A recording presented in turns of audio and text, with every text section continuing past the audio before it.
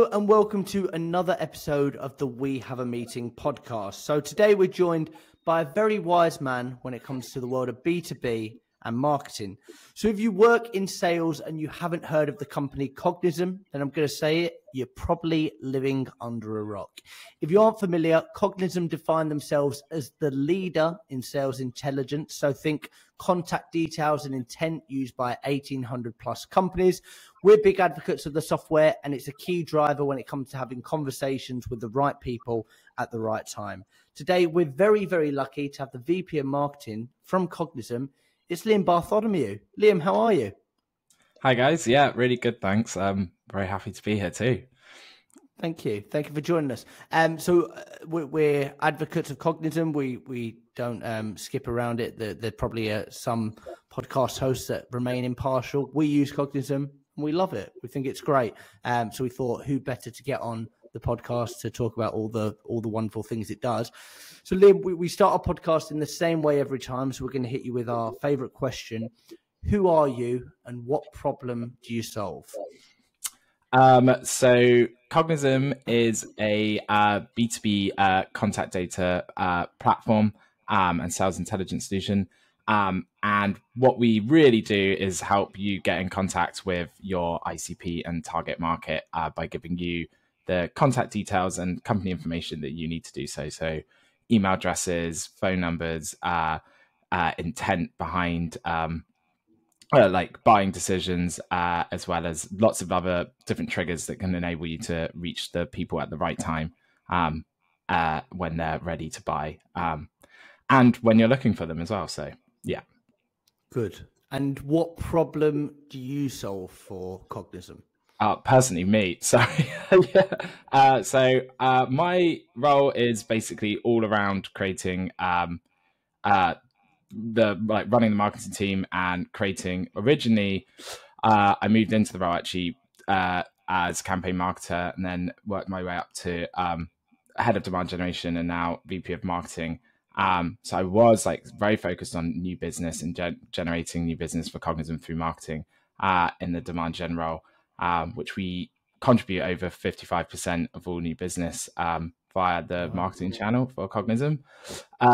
Now I've extended a bit further, all over the marketing team, which then means we're not only looking at how we can acquire new customers, but also the best ways to retain and keep them happy too.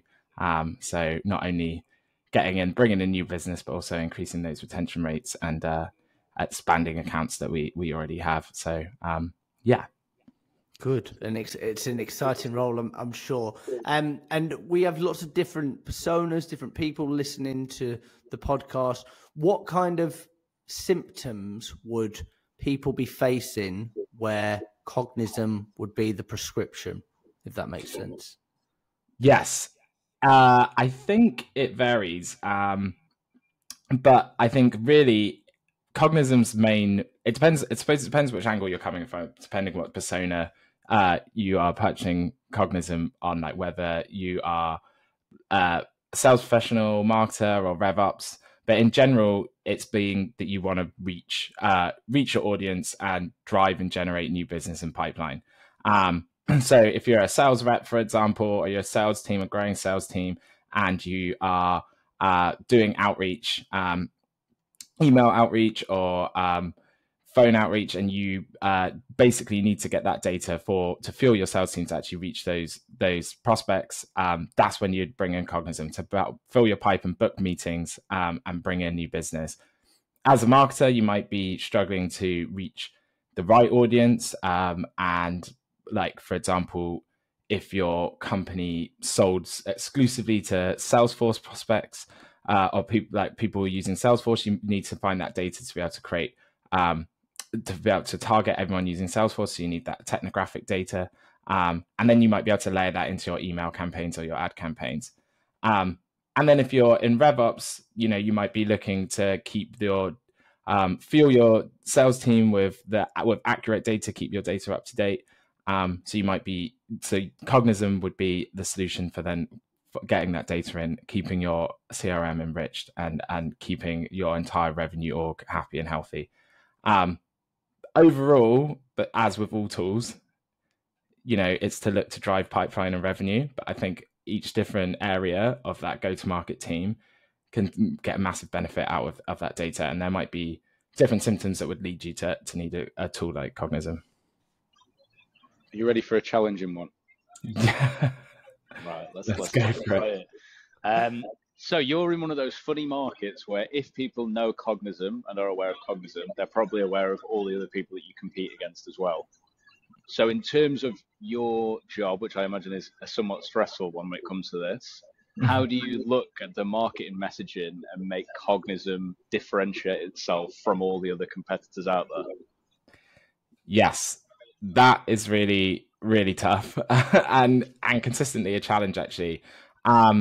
What we've really been able to differentiate on is what we would put as data quality. And that's where we really focus. So if you look at other competitors, they might have other bells and whistles to the tool, like an engagement tool to reach out, or if like other massive competitors have got multiple different like functions that you could get with the main data service platform, maybe like sales intelligence and recording, and or like chatbots and things like that. Whereas we're very focused on that one area of data quality, and that's how we position ourselves. So one, as having the most accurate and highest number of mobiles, and then two, being a verifying. So we have diamond data where we can verify those phone numbers, and then that data accuracy across all other aspects as well, where we really focus on getting the email data super accurate, as well as blending in and merging in a ton of different data too, to keep those profiles correct so that you're reaching out to the right person at the right time.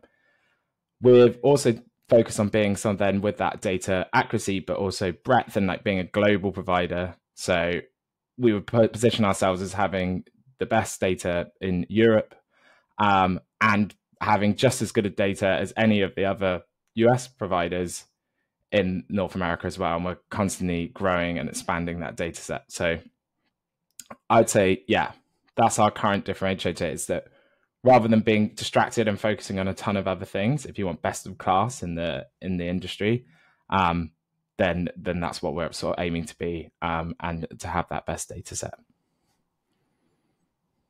And typically when someone purchases Cognism, obviously it's somewhat similar to what we do, in terms of there's a happiness equation of expectations meeting reality will determine probably if you keep using someone. Mm-hmm. So if I've got a hungry sales team, or I've got a hungry marketing team, what are some realistic expectations I should have from using Cognism within 3-6 months, compared to starting with I've got nothing at the minute and now I've suddenly got this tool in front of me? What should I be expecting my world to look like?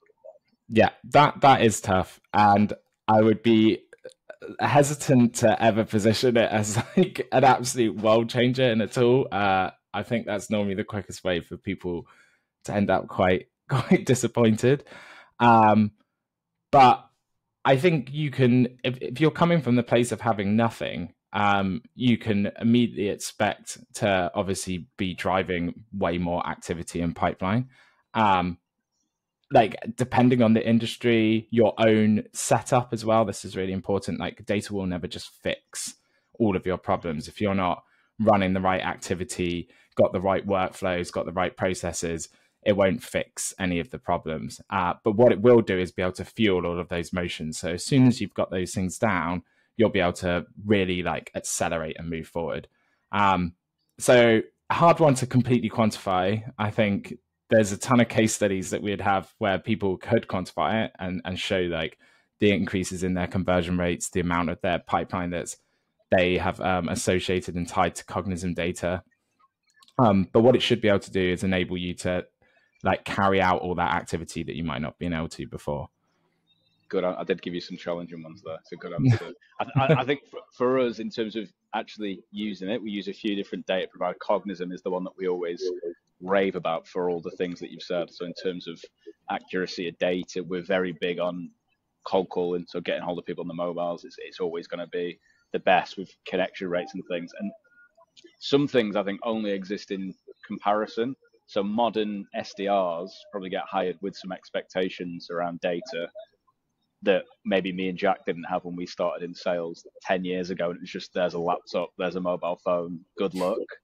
And we often talk about, we probably got it, what do you reckon, Jack, about 9 months into running the business, but I don't really get how we did it before, because without it was just how do we get hold of people? Campaigns didn't work, and now we've got 20 plus clients where we cold call for every sector you can think of, and I don't understand how we would do it without it. So I would agree with everything that you said.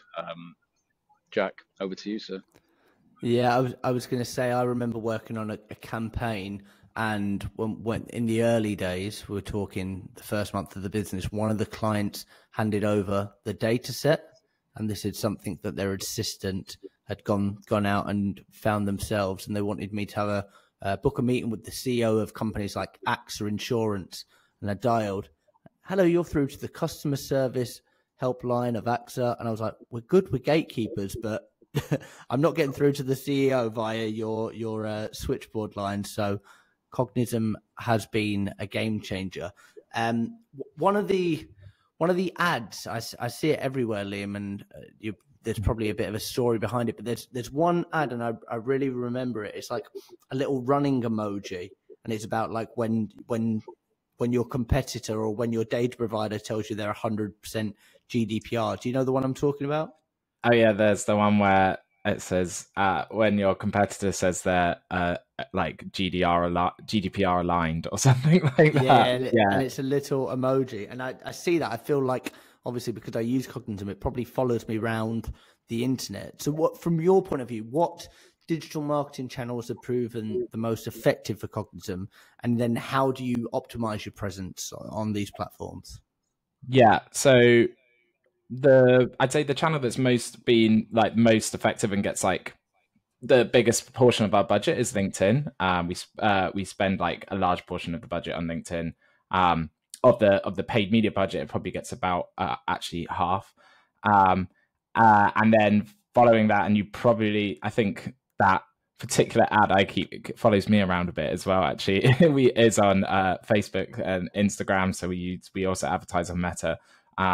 A smaller proportion there, just because it's harder to target B2B professionals due to like Facebook data input that people put in is a lot of personal information, and therefore harder to target accurately there. And then we also do a lot still on Google and YouTube as well, but Google being more on that, obviously, demand capture side, where we're just trying to capture existing demand that exists, going after sort of those search terms when people are like either looking for a competitor or looking for data themselves for a specific reason. And fortunately, in our sort of category, there's, people are always searching for data and stuff, so that demand is easy then to capture. So yeah, we built the process of like building out all of the different like platforms and all the different like ways that we're advertising has been like huge, to be honest, and it's taken a long time to perfect to where we've got it to now. We run quite a much more complicated version than when I first started. We started off sort of like advertising, I suppose, like a lot of people do, just like putting out ebooks and white papers and taking form and then getting people to complete like a form for those, and then following up on those ebook downloads with sales reps. And now we've moved away from this to give all of like the value that we give on LinkedIn and Facebook up as like completely ungated to influence people. And that means we run like a number of different types of ads that you'll then see. So different thought leadership ads where we maybe promote a video that's like created for the channel. So something maybe from a podcast and it's more thought leadership led. Then we might promote something that we would call what we call content, which is like is content with a dotted line back to the products. That might be like cold calling tips, or like setting up your email marketing campaign or something like that. Something that is like a hot like tips and like interesting to your ICP, but ties back to the product. And then we'll also have ads that run on what we call product value. So it's educating, teaching people about the product. And then there's social proof as well. So people talking about social proof and like people saying how much they love the product, different use cases, things like that. And then finally a retargeting layer, which then captures and retargets people who have come and visited the website or interacted with any of those layers. And the reason why we have all of those sort of running at the same time, and you might see some ads then reserved to you from retargeting, or when, especially Facebook's pretty good at when you look at something once for a bit too long, it just goes after you with it. Its algorithm's pretty intense. It's because we just never assume that we know at any one stage where anyone is in the buying funnel. So it's, one day you could wake up and you could be ready to see the Cognism platform, and that's when the product value ad pops up. Or another time you may be, someone might not be ready to buy or purchase, have no budget at all. But then the thought leadership sort of ad pops up and just really helps them in their day, and then Cognism's in their mind. And then the next time they go on LinkedIn, they see something about the product and now they're interested. And then when they are ready to buy, we're front of mind and come up. So there's a whole strategy about sort of being everywhere all the time, all at once, and then staying top of mind. So then when people are ready to purchase, they come inbound, which we know converts at a much higher rate than if we just collected contact data and passed it on to the SDR team to try and force people to purchase at that point in time. So that's kind of it in sum, very quickly. So I hope that's given some sort of idea of it. It's good. There's a lot of different things, and you see it all over LinkedIn, especially with like the personal branding piece. Is like, are they front of mind? And I think like probably we kept seeing Cognism pop up, and then when it was a time to we need to do this, we're going to sit down with Cognism and kind of explore the different options. So going back to that ad then that we spoke about with like the emojis and things like that, what role have you found, because I put that in the humor bracket, what role have you found that humor plays when it comes to your marketing and kind of being a little bit eccentric when it comes to marketing, or something outside of the normal guidelines? Yeah, so I think the key for it is always getting someone to stop in their tracks on the feed, and actually not just gloss over it. And a lot of B2B brands, they'll follow like a maybe two boilerplate, template to their brand. It's all stuff that you can just skip over when you're scrolling through, and you don't go to Facebook or LinkedIn to be advertised to. You don't go to purchase. It's not like Google where you're looking for answers. You go because you're either going to network, or you want to learn something, or you just want to waste 10 minutes of your day where you don't have to think about, the task at hand. You don't go to purchase. So to get someone to stop and pay attention, you need to arouse like some sort of emotion, inspire them in some way, show them something that's a little bit different. So we like to play with that, and try and capture people's attention, either make them laugh, get them to think about something a bit differently. So we try and test the boundaries there, especially with not just the messaging that we put in, but also the creative. We actually had LinkedIn come in a couple of weeks ago. They have this institute called this program called B2B Edge, and they do a lot of testing on this.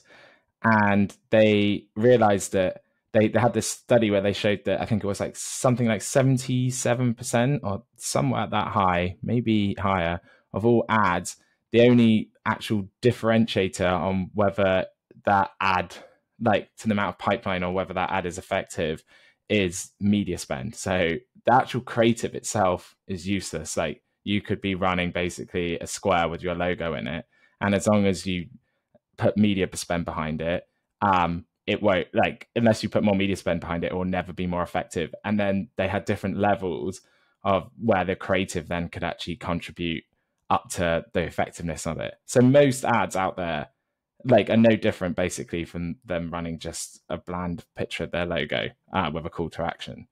which I found really interesting. And that's the whole point of like trying to be a bit different and stand out, arouse that emotion that you can actually then the creative that you're running is actually, propping up your media spend at the same time.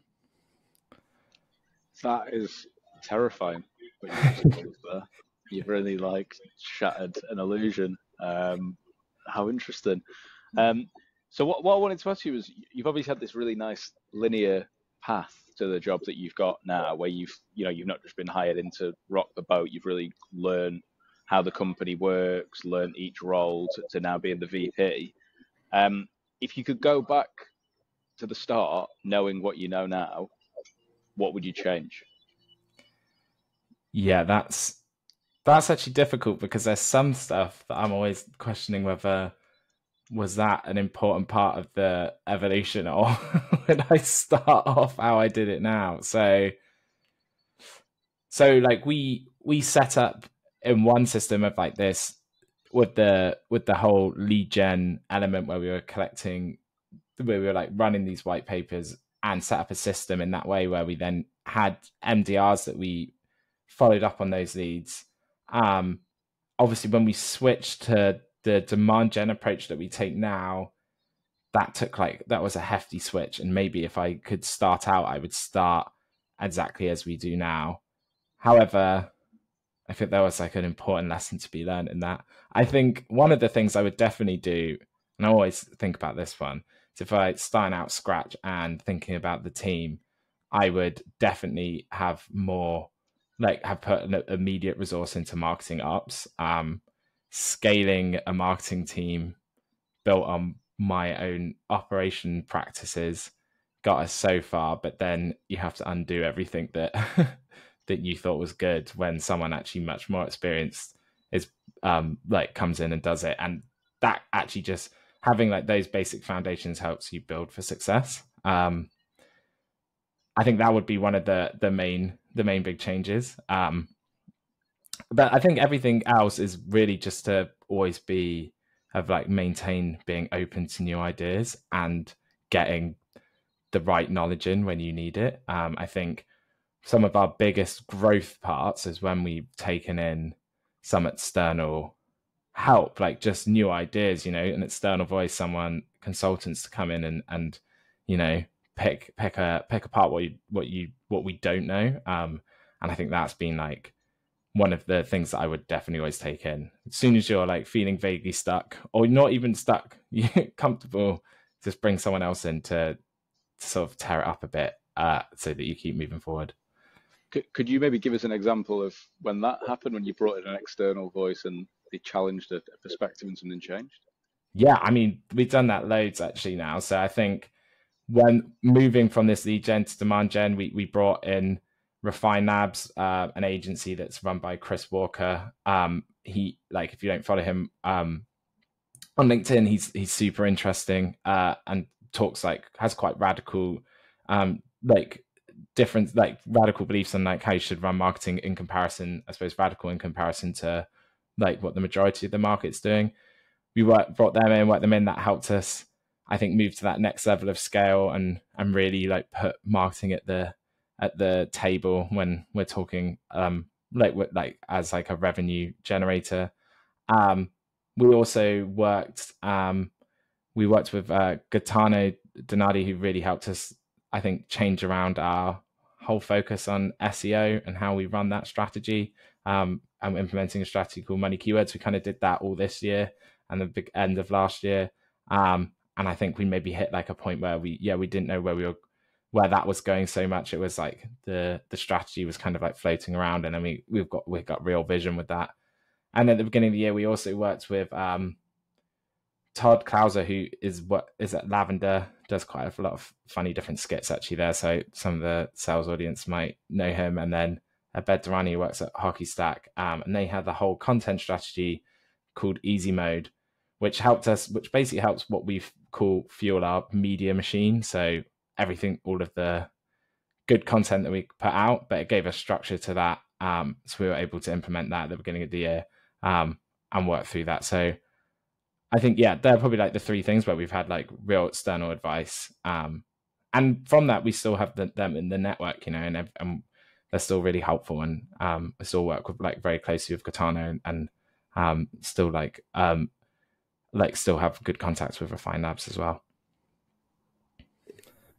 It's great that you're obviously you're open to new ideas, and I think that's for any business leader or any marketer. It's like it's not being afraid to open those other doors. I've got a bit of a challenging question, and you can feel free to say no. But when I'm talking to companies and doing a bit of sales training or consultancies, and Cognism comes up or competitors, one of the things they typically ask me is, how does it work? What are the secrets? Can we pull back the wizard's curtain and see what's actually happening behind? Obviously, I know that you probably can't go too much into it, but from like a data privacy angle, from like a compliance concerns, obviously you're doing everything above board. Like you're the leader in your market, so there's nothing to hide. But like for somebody listening, being like, I want to do this, but I'm maybe a bit nervous around that. Could you explain a little bit how that works? Yeah, I mean, it will probably be a very official response, just because of, to be honest, what I know, and also is true. But we get all the data from various different sources. So we have private sources, which we obviously through paid agreements and partnerships with different data providers, or people who collect different data in different ways. We also have public sources, which I think everyone understands there's like freely available data on the internet, and everyone is all of the data companies that are out there are going around and collecting that data. And then there's different proprietary sources that we use to collect our own data as well, in like various different ways, and have different tools that do that. And then I suppose that's the key thing, I suppose, is how you collect your data in like your proprietary way, and that's what actually differentiates everyone from the competitors. I think that in general, like, yeah, you can have some private sources where you connect with, like, where you maybe get some sort of data exclusivity, all that public data everyone is going after. But how you collect that data in the proprietary way is actually what helps differentiate you. And like all of the competitors have their own versions of that as well. So and then the thing that we kind of have stuck to is just that we stick to the compliance side, in every single way. So we've always notified our entire database that they sit on it, which is, which is an important step to be compliant with GDPR. We have probably the greatest number of do not contact lists globally that then sit into Cognism and can opt people out automatically. So if you're on the TPS in the UK, you get removed. So we take all of that stuff really like super seriously as well, and make sure that we're like compliant absolutely everywhere that we need to be. I think the thing is, if people, when there's large enterprise companies that are concerned about data practices and things like that, it's always best just to, I think, get in contact. I think when the legal speak starts coming out, it all starts getting proven amongst legal teams. And yeah, I'm obviously not as super clued up, so I won't go talking about stuff that I'll just put my foot in it and get it completely wrong. It was a good answer, Liam. You did well on the spot. I feel like I'm a real sales geek, and when it comes to like tech and Cognism and things like that, I feel like I could talk about it all day. But I'll leave you with one last question. It's a double question, so feel free to take it where you want. But I guess with the world of sales changing, we see all of this lovely news on LinkedIn every day about emails and Google and Yahoo, and I'm sure there's going to be more laws that come into play over the next decade with data and different rules when it comes to cold calling and emailing. What do you see as the future for cold outbound or outbound, and what do you see as the future for Cognism? Yeah, I think this is really interesting. Like, as that recent rule with that Google put out, right? I think it's about, basically blocking people who send over 5,000 emails in a day. Like, to me, that's just a good thing.